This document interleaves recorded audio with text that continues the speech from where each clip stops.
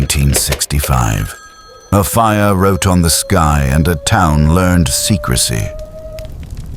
In December 1965, the sky over the Midwest learned to write with fire. Just after dusk, a brilliant object tore a diagonal from Ontario through Ohio into Pennsylvania, shedding sparks that behaved like decisions and a smoke tail that remembered the day's weather. Telephones rang in police posts and kitchens. Children were told it was a meteor, which comforts some children and none of their fathers. In Pittsburgh, the KDKA switchboard went scarce with breath. A woman said the trees outside her house were lit from below, which is not a tree's habit. A pilot reported a green-white sun rolling under his route, and then, politely, gone.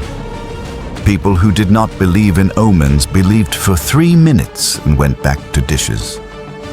At 4:47 or 4:50, or any minute faith preferred, the thing declined the sky and chose a hillside of second-growth oak near a town whose name reporters would misspell on deadline. Smoke entered the woods with a domestic patience. The air learned a taste of iron and damp clay. 2 boys ran toward the light, and 2 mothers forbade it. One obeyed. A man in a barn heard a thud like a piano, sat carefully down, then thought better of that analogy when the cows began to bellow. The first account in the journal is a single line penciled by a volunteer fireman between addresses for pump gaskets. Object down south of town, no flames now, smell like hot pennies. Under it, someone added a diagram shaped like an acorn, then crossed it out as if a sketch could be libel. By the time the siren had finished naming the streets, the ravine behind the K-farm, names redacted by later hands, held a dim orange the color of decisions made elsewhere. Men pulled on boots without socks. A boy fetched a flashlight that had learned only one trick: to flicker at the wrong time. The journal turned a page and warmed a little, as paper does when a night has decided it will be remembered.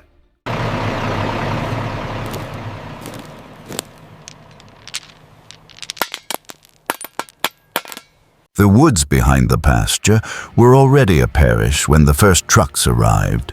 Brush unit, tanker, pickup with a homemade rack of shovels. Snow had thought about falling and decided to wait. The men moved as if in a barn fire. Line up on a flank, look for wind, mind your footing. Then they saw there was no fire to mind. In the shallow ravine lay an object the color of pennies cleaned with vinegar, half buried nose first, wider than a man's arms, longer than a hearse, the skin neither smooth nor riveted, but giving back light in small, disciplined scales like hammered copper. It had no fins, none that survived, no windows, no tends-to-be American swagger.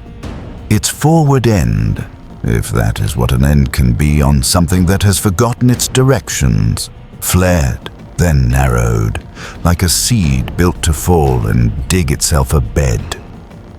Along one side, a belt of raised characters went round.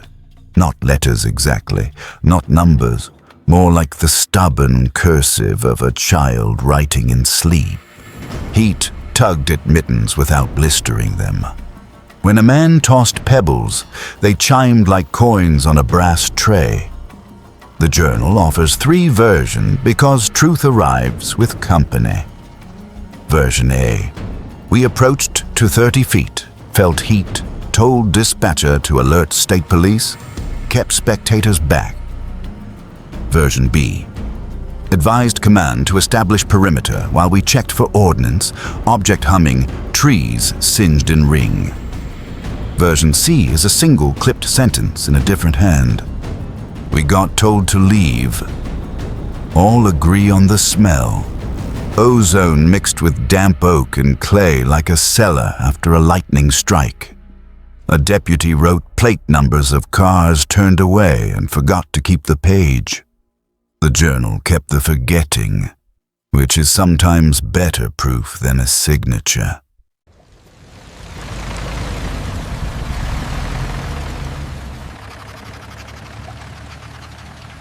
The journal changed hands that night the way flashlights did. Its third entry belongs to a stringer for the Greensburg paper who kept his notes like coupons and his gasoline in a coffee can.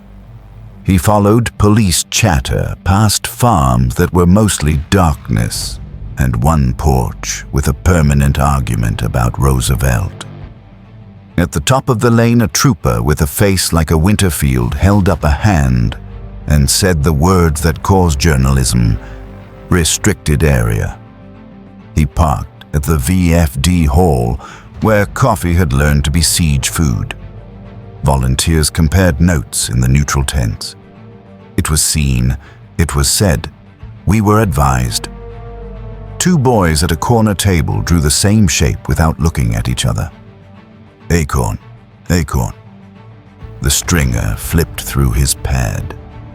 His pencil found sentences with hinges. Witness reports metallic acorn. State police deny recovery. Object possibly meteor. And then he heard the trucks. They came not loud, but decided. 2 deuce-and-a-halfs with canvas taut. A wrecker. A staff car whose headlights learned manners 30 yards from the hole.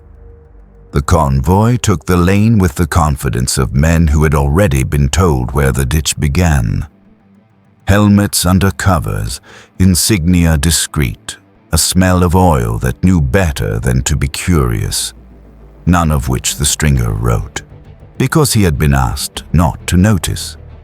He noticed anyway. The journal shows his thumbprint where he turned the page in a hurry and a small crescent of coffee where the cup remembered to shake. Someone turned off the street light. Someone else laughed softly at their own superstition. The men in canvas spoke in syllables that fit no county. The stringer stood under the corkboard with lost dog notices and phoned his editor, who said yes, go, no, stay. Get names. Don't make trouble. Do not hang up. The journal's margin records the shorter instruction the night gave back. Listen.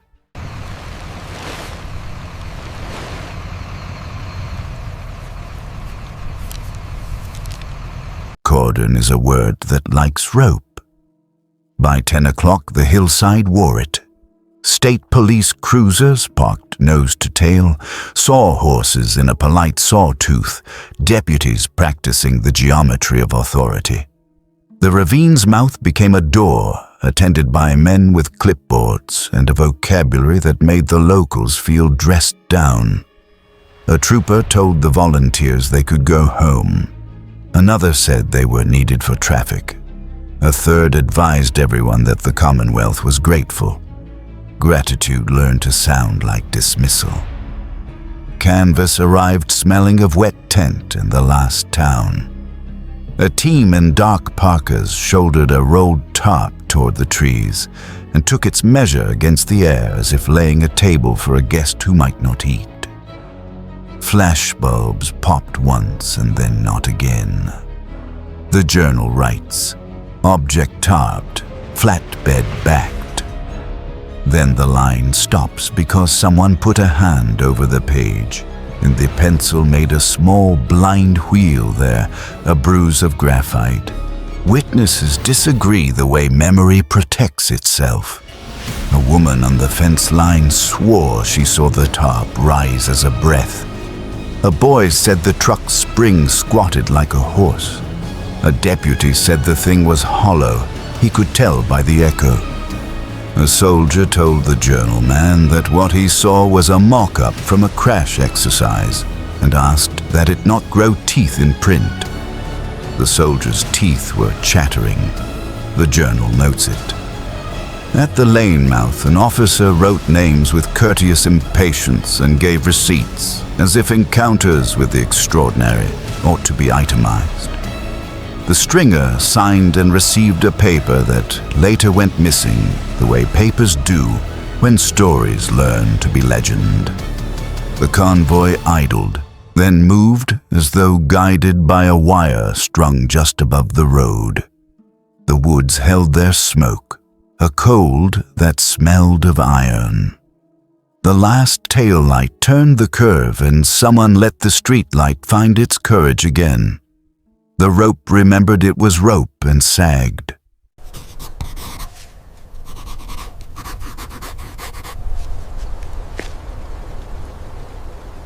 Morning brought a different weather. Officials in borrowed coats, statements that auditioned for reason, and a comfort word repeated until it lost flavor. Meteor. The journal stitched clippings with a pin, a P blurb, local column. Blue Book spokesman quoted as unconcerned. A photograph showed uniforms peering into nothing with the intentness of men doing their job. The ravine was politely absent. The journal's owner underlined 3 phrases as if building a ladder. No debris found, search concluded, routine phenomenon. Privately, the journal added what print declined. At Betty's kitchen table, a boy traced the belt of raised symbols from memory. Boxy curls, not Cyrillic, not Hebrew, not anything but themselves. He moved his finger as if the marks had been a track he had walked. Like writing that forgot to be letters, he said, and the journal copied that down. An older man, the one who had thrown pebbles, added that the thing had hummed inside the wood, and that when he stepped closer, his hair had made choices without him. The journal placed that sentence beside a grocery list so the day would trust it. The journal is honest where courts are not. It admits error and keeps it. One note reads, could have been a satellite. Soviet? Talk at the garage says so.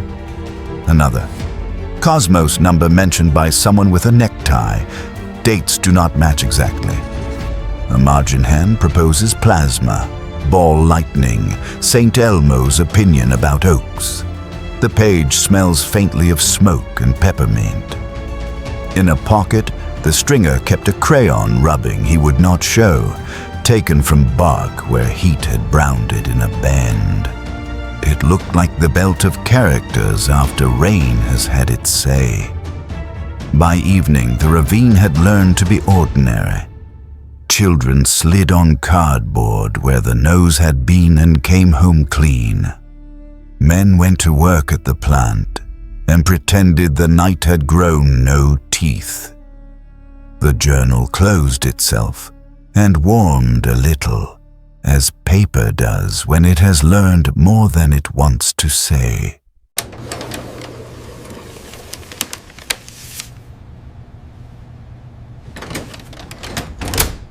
The journal is honest where courts are not. It admits error and keeps it. One note reads, could have been a satellite. Soviet? Talk at the garage says so. Another. Cosmos number mentioned by someone with a necktie. Dates do not match exactly. A margin hand proposes plasma. Ball lightning. St. Elmo's opinion about oaks. The page smells faintly of smoke and peppermint. In a pocket, the stringer kept a crayon rubbing he would not show, taken from bark where heat had browned it in a band. It looked like the belt of characters after rain has had its say. By evening, the ravine had learned to be ordinary. Children slid on cardboard where the nose had been and came home clean. Men went to work at the plant and pretended the night had grown no teeth. The journal closed itself and warmed a little, as paper does when it has learned more than it wants to say. The stringer had grown old enough to let his notes be a weather map. He added arrows for rumor, isobars for belief, fronts where faith meets fatigue. At the bottom of their page, he taped a postcard from a woman who had moved to Florida and still dreamed the acorn at the edge of her yard at dusk. "It is not frightening," she wrote. "It is simply present." Blue Book closed in '69. The journal did not. It learned the patience of drawers. In the firehouse, a new captain pinned a yellowing notice: "No trespass in woods, private property, by order." Someone wrote beneath it in pencil, almost politely, "By whose?" The eraser took care of grammar, but could not quite lift the question. The journal kept both versions because that is a newspaper's other job after it fails to solve anything: to remember the shape of the question and the handwriting that asked it.